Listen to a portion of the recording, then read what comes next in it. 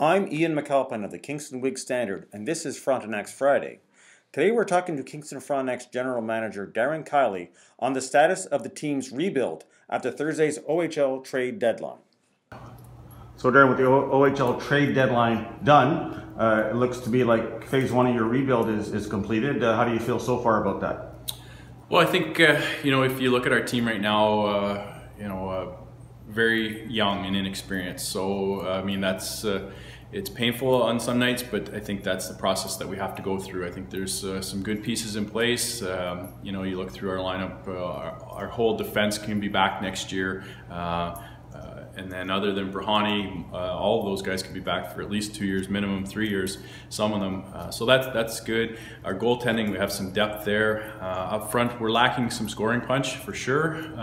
Some of that will come through maturity. I think, the additions of Wong and Rowe, those guys have the potential to score. At least they did in their minor midget years. So we're looking forward to those guys blossoming here as they get older. So all in all, I think there's some good pieces in place. So we're pretty happy with that. And obviously we added quite a few missing draft choices as well. So I would guess phase two would be the OHL priority selection. So is that what you're focusing on now?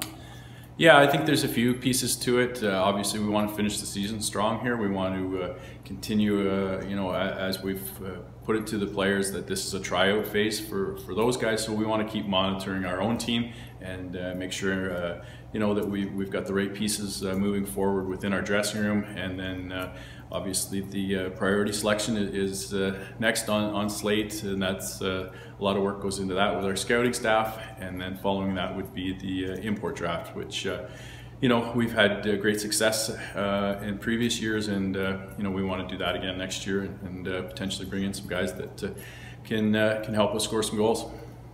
Well, thanks very much for joining us, Darren, on Frontenacs Friday. Thank you.